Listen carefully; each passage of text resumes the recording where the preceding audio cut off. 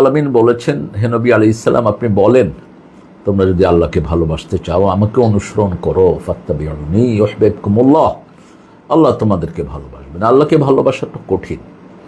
আপনি হিন্দুদেরকে জিজ্ঞেস করেন, খ্রিস্টান, ইহুদি, এরা বলবে আমরা আল্লাহকে উই লাভ গড। ভালোবাসার জন্য দেখা শর্ত। আপনারা তো আল্লাহকে কেউ দেখেন নেই, এবং মৃত্যুর আগে কেউ দেখবে না আল্লাহকে। আল্লাহকে জান্নাতীরা দেখবেন, কিয়ামতের ময়দানে সমস্ত মানুষ দেখবেন। কামা তারাওনা কামার ফিল্লাইলা, যেমন পূর্ণিমার চাঁদকে তোমরা রাতে দেখো, তেমন আল্লাহকে দেখবা। যে সমস্ত মূর্খগুলো আল্লাহকে নিরাকার বলেন, এই হাদিস থেকে শিক্ষা গ্রহণ করো। আল্লাহ রাব্বুল আলামিন কোরআন শরীফের ভিতরে বলেছেন, ইয়াদুল্লাহি ফাওকা আইদিহিম, আমার হাত ওদের হাতের উপর। আর আল্লাহর হাত কেমন সেটা আল্লাহ ভালো জানেন। তো আল্লাহ রাব্বুল আলামিন বলছেন, ওয়ায়াবকা ওয়াজহু রাব্বিকা যুল জালালি ওয়াল ইকরাম, আমার চেহারা বাকি থাকবে। ইন্নী ওয়াজ্জাহতু ওয়াজহিয়া লিল্লাযী, কত দলিল। ওই চেহারার দিকে মুখ ফিরিয়ে দিচ্ছি যিনি আকাশ জমিন সব সৃষ্টি করেছেন। তো রাসূল সাল্লাল্লাহু আলাইহি ওয়াসাল্লাম বলছেন, রাসূলকে আল্লাহ বলছেন যে আপনি বলেন আপনাকে অনুসরণ করলে আমি আল্লাহ তাকে ভালোবাসবো। কারণ আমাদেরকে 24 ঘন্টা তিনি দেখেন, শুনেন।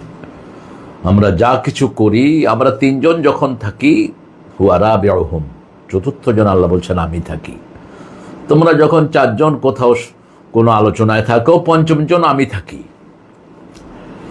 এবং তিনি সব খবর রাখেন, কোনো খবর তার দৃষ্টির আড়ালে যায় না, তার গোচরীভূত হওয়া ছাড়া যায় না। সে আল্লাহ রাব্বুল আলামিন বলছেন, আমার নবীকে অনুসরণ করো, তাহলে আমি আল্লাহ তোমাদেরকে ভালোবাসবো। আর আল্লাহ যখন কাউকে ভালোবাসেন তার জীবনের সব গুনাহগুলো তিনি মাফ করে দেন। সাইয়েদনা সুলাইমান আলাইহিস সালাম একটা দোয়া করতেন, এটা রাসূল সাল্লাল্লাহু আলাইহি ওয়াসাল্লামও করতেন। সুলাইমান আলাইহিস সালাম বলতেন, ইন্নী আসআলু হুব্বাক হুব্বা মান ইউহিব্বুক হুব্বা আমালিল্লাযী ইউকাররিবু ইলা হুব্বিক।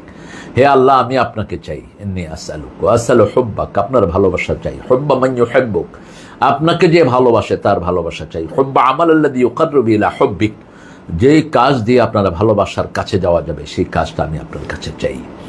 আমরা আল্লাহকে চাইব ইনশাআল্লাহ, আমরা আল্লাহকে চাইব। আর রাসূল সাল্লাল্লাহু আলাইহি ওয়াসাল্লামকে আল্লাহ রাব্বুল আলামিন বলেছেন অনুসরণ করো।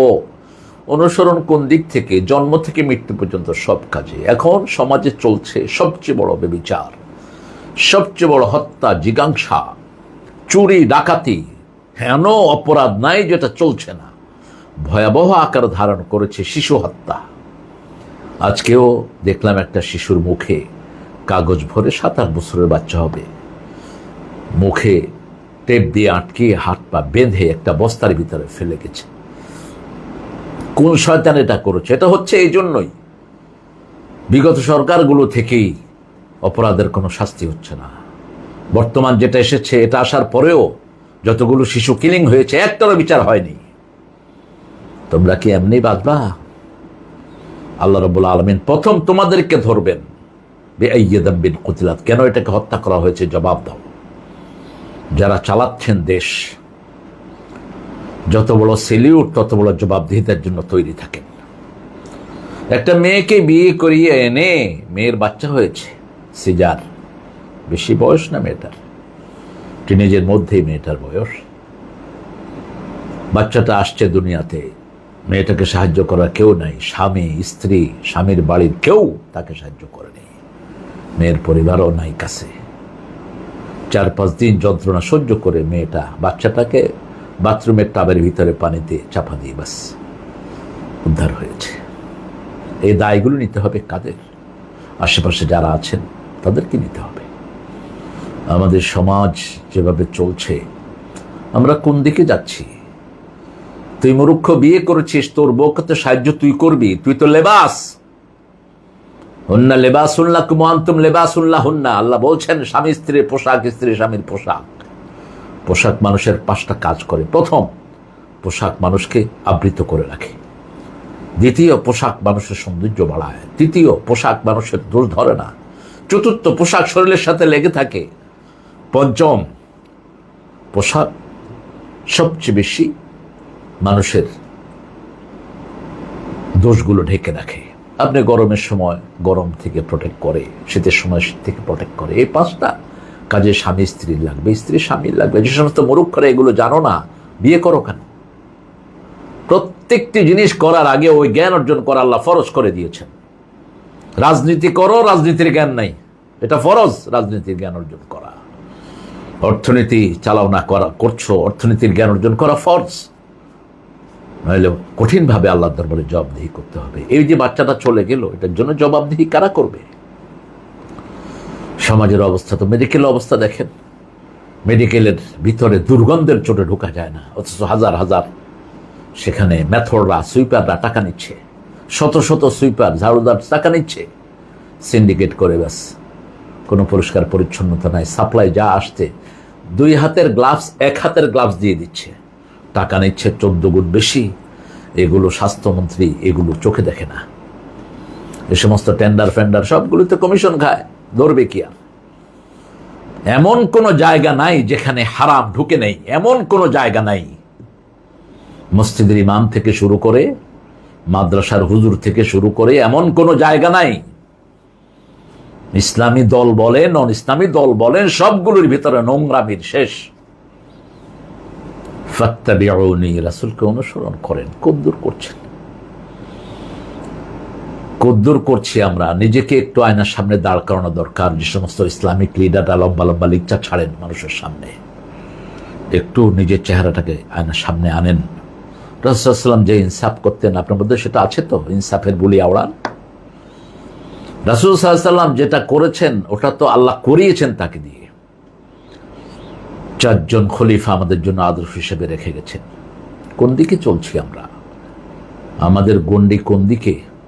একদম জন্ম থেকে মৃত্যু পর্যন্ত প্রত্যেকটি জিনিস পুঙ্খানুপুঙ্খ সুন্নাহ থেকে নিতে হবে, কোনোটা বাদ নাই। আপনি কালেমার ব্যাখ্যাই তো বুঝে না, কি বলবো, কাকে কি বলবো, চলছে সমাজ। মনে রাখবেন, মক্কি জীবনে রাসূল সাল্লাল্লাহু আলাইহি ওয়াসাল্লাম ইসলামের মধ্যেই কুরাইশদের গুরুত্ব সবচেয়ে বেশি। আল আইম্মাতু মিন কুরাইশ, নেতৃত্ব হবে কিয়ামত পর্যন্ত কুরাইশ থেকে। মাওলানা মওদুদী রাহমাহুল্লাহ বেটা কুরাইশ, সামনে মেহেদী আলাইহিস সালাম আসবেন কুরাইশ, কুরাইশ থেকে। রাসূল সাল্লাল্লাহু আলাইহি ওয়াসাল্লাম বলছেন মেহেদী আমার পরিবার থেকে হবে, তার আব্বার নাম থাকে আব্দুল্লাহ, আম্মার নাম থাকবে আমেনা। চেহারার বর্ণনা দিয়েছেন রাহমাতাল লিল আলামিন। হুসাইনের পরিবার থেকে, হুসাইনের নসল থাকবে তার সাথে। সেজন্য আমরা ফাত্তাবিউনি, ইত্তেবা আমরা কোন দিক থেকে করব? ইসলামে যারা 17 বছর, 20 বছর, 30 বছর বিভিন্ন কোরবানি দিয়েছে, তাদের কোনো গুরুত্ব ইসলামী নেতাদের কাছে নাই। নতুন যেগুলো আসে এগুলো গুরুত্ব বেশি হয়ে যায়। কোত্থেকে আদর্শ নেন? ফাত্তাবিউনি ইউহিব্বুকুমুল্লাহ। প্রত্যেকটা জায়গাতে রাসূলকে অনুসরণ করেন, রাসূলকে অনুসরণ করেন। মনে রাখবেন, মক্কা বিজয়ের পরে যারা আসছেন তাদের হাতেই আস্তে আস্তে ইসলাম বিজয় হয়ে গেছে। আস-সাবিকুন আস-সাবিকুন উলাইকাল মুকাররাবুন। রাসূল সাল্লাল্লাহু আলাইহি ওয়াসাল্লামের সাথে যারা মক্কায় বিভিন্ন ঝড় ঝঞ্ঝা অত্যাচার সহ্য করে ইসলাম গ্রহণ করেছেন, তারাই সাবেকুন হয়েছেন আল্লাহ সবচেয়ে নিকটবর্তী। চরিত্রহীন কোনো লোককে দিয়ে মানুষকে নসিহা করে লাভ নেই। চরিত্রের খবর নেন যেগুলোকে নসিহার জন্য আনছেন। ফাসেক ফুজ্জার দিয়ে যেন কোনো প্রোগ্রাম না চালাই। আমরা পারিবারিক জীবন থেকে অর্থনীতি, সমাজনীতি সবকিছু নিতে হবে একজন থেকে, কাফা। একটা জিনিসও বাহির থেকে নিতে পারবেন না। উদখুলু ফিস-সিলমি কাফা ওয়া লা তাত্তাবিউ খুতুওয়াতিশ শায়তান ইন্নাহু লাকুম আদুউম মুবিন। পরিপূর্ণ ইসলামে দাখিল হও। ওয়া লা তাত্তাবিউ খুতুওয়াতিশ শায়তান। যেখানে নিজের মন নিজেকে চাটে, আপনাকে চাটে খুব, এই জন্য আপনি তাকে সামনের দিকে অগ্রসর করে আনছেন। মনে রাখবেন, জবাবদিহি করতে হবে আল্লাহর দরবারে। আপনি দেখবেন তার মধ্যে শরিয়ার গুণ কতটুকু আছে, কতটুকু সুন্নাহর কাছাকাছি আছে। আলামাকুম কোরআন, রাসূল নেতৃত্বের যে কোয়ালিটি দিলেন, কোরআন বেশি জানবে, কোরআন পড়তেই পারে না ঠিক মতো। কাকে আনছেন? ফাত্তাবিউনি ইউহিব্বুকুমুল্লাহ। রাসূলকে অনুসরণ করো। কোরআন পড়তো ছোট্ট সাহাবী, রাসূল তাকে ইমাম বানিয়ে দিয়েছেন। সেজদায় গিয়েছে, বুখারীর হাদিস, মহিলারা বলছে ইমাম সাহেবের লজ্জাস্থান ঢাকো, অর্থাৎ জামাটা ছোট উপরে উঠে গেছে। এই ছেলেকে ইমামতি দিয়েছেন সাহাবী রাদিয়াল্লাহু আনহু। তিনি ছিলেন কোরআনের দিক থেকে পণ্ডিত। তো আমরা আমাদের একমাত্র মাপকাঠি হবে যারা কোরআন হাদিস এবং সাংগঠনিক প্রজ্ঞাতে অগ্রসর, তারা থাকবে চরিত্রবান। যাদের চরিত্রহীনতার রেকর্ড আছে এদেরকে আনবেন না সামনে, জনগণ চরিত্রহীন হবে। মনে রাখবেন, যে রকমের নেতা ওরকম ওই অপরাধগুলো দেশে বেশি হয়, মাথায় যেটা বসে ওই অপরাধগুলো বেশি হয় সমাজের ভিতরে। ফাত্তাবিউনি ইউহিব্বুকুমুল্লাহ, রাসূল সাল্লাল্লাহু আলাইহি ওয়াসাল্লামের ছোটবেলা থেকেই তিনি ইনসাফ শিখিয়েছেন। মেয়েকে একটু বেশি খাওয়াও, মেয়েকে আগে দাও। মেয়েদের ব্যাপারে কত লাজুক ছিলেন রাহমাতাল লিল আলামিন। বলছে এরা হলো গ্লাসের সাথে তুলনা করলেন। সেই মেয়েদের কোনো ইজ্জতই নাই এখন সমাজের ভিতরে, চলছে নোংরামি। আবার বেপর দিকে নারীকে সামনে নিয়ে আসা হচ্ছে। নরমাল পর্দাটা বুঝে না। রাসূল সাল্লাল্লাহু আলাইহি ওয়াসাল্লাম যে পর্দাটাকে ফরজ করেছেন, আল্লাহ ফরজ করেছেন রাসূলের মাধ্যমে। একটা মেয়ের দেখে কি দেখে মানুষ? মেয়েটা সুন্দর কি দেখে বলে? চেহারা। ঢাকেন চেহারা। মাউদুদী রাহমাতুল্লাহ আলাইহি পর্দাও ইসলামের ভিতরে চেহারাকে গুরুত্ব দিয়েছেন সবচেয়ে বেশি। সাহাবায়ে কেরামের মধ্যে যারা সালফে সালেহিন, কেউ চেহারা অনাবৃত করার পক্ষে কোনো রায় দেননি। লেন্ডি যারা কাজের বুয়া, এরা চেহারা খোলা রাখবে, অন্য কেউ না। আমরা সব ক্ষেত্রে ইনশাআল্লাহ আমরা চাইব, চেষ্টা করব, বিশেষ করে আমাদের পরিবারগুলো আগে দেখা দরকার। খাসাতে নাফসিক, রাসূল বলছেন কিয়ামতের আগে তোমরা খাসাতে নাফসিক, নিজেকে নিয়ে, নিজের পরিবার পরিজনকে নিয়ে বেশি ব্যস্ত থাকো, যাতে করে পরিবারের মধ্যে সম্পূর্ণ ইসলামিক কাঠামোটা আনতে পারো। আপনি দেশ পরিবর্তন করতে পারবেন না, অসম্ভব, অ্যাবসার্ড। যেখানে মূর্খরা আপনার সাথে তর্কে জড়িয়ে যায়, যে কিছুই জানে না সেও তর্ক করে ইসলাম নিয়ে, তো সেখানে আপনি এই জাতির ইসলাম কিভাবে করবেন? তবে যতটুকু করা দরকার চেষ্টা করা দরকার, ইখলাসের সাথে করা দরকার। যতটুকু করা দরকার তেলবাজির বাহিরে গিয়ে করা দরকার। আমরা রাসূল সাল্লাল্লাহু আলাইহি ওয়াসাল্লামের 40 বছরের জীবনের দিকে তাকাই। 40-এ যখন তিনি পা দিলেন, ওহী আসলো। সেই ওহীটা আজকে আমাদের সমাজে, আমাদের পরিবারে প্রথম আমরা আনি। আমাদের পরিবারে একজন ভাই বোনও যেন কোরআন বিশুদ্ধ করে পড়া ছাড়া না থাকে। একজন ভাই বোনও যেন শরীয়তের জ্ঞান যতটুকু হলে মুসলমান না হয় ততটুকু যেন অর্জন করতে পারে। অর্থাৎ প্রাত্যহিক যেই জ্ঞানগুলো, যেগুলো আল্লাহ ফরজ করেছেন, চলার পথে চলতে গিয়ে রাস্তায় কার সাথে চলবে, প্রতিবেশীর কি হক, আত্মীয় স্বজনের কি হক, রাসূল সাল্লাল্লাহু আলাইহি ওয়াসাল্লাম কি হক দিয়েছেন পিতামাতাকে। আজকে তো গণহারে পিতামাতার তাচ্ছিল্য, তুচ্ছ তাচ্ছিল্য আজকে গণরোগে পরিণত হয়েছে বাংলাদেশে। একটা জেলায় গিয়েছি, ঘরে ঘরে ছেলে বিবেকে নিয়ে থাকছে, মা বাবার কোনো খবর রাখেন। আল্লাহ লানত তোদের উপর, তোদের তো আল্লাহ লানত। মনে রেখো সন্তানেরা, তোমরা যারা পিতামাতাকে অসহায় রেখে নিজেরা পারিবারিক শান্তিতে লিপ্ত, তোমাদের কোনো আমল আল্লাহ দরবারে কবুল হবে না। আল্লাহ বলছেন উফ বলে, এরকম শব্দটা পর্যন্ত যেন মুখে না আসে, এরকম ক্লোজলি থাকো, এরকম ভাবে সার্ভ করো। প্রথম বললেন বৃদ্ধাশ্রমে নিও না, বৃদ্ধ বয়সে পৌঁছে যায় তাকুল্লাহুম, উফের জায়গায় নিও না। ওখানে গিয়ে দেখেন বৃদ্ধাশ্রমে কান খাড়া করে শুনেন, যে কোনো বৃদ্ধাশ্রমে যান, সারাক্ষণ বুড়া বুড়োগুলো কাঁদতে থাকে। তাদের ঘর, তাদের বাড়ি, তাদের সবকিছু পোলাপানে নিয়ে তাদেরকে বৃদ্ধাশ্রমে রেখে গিয়েছে।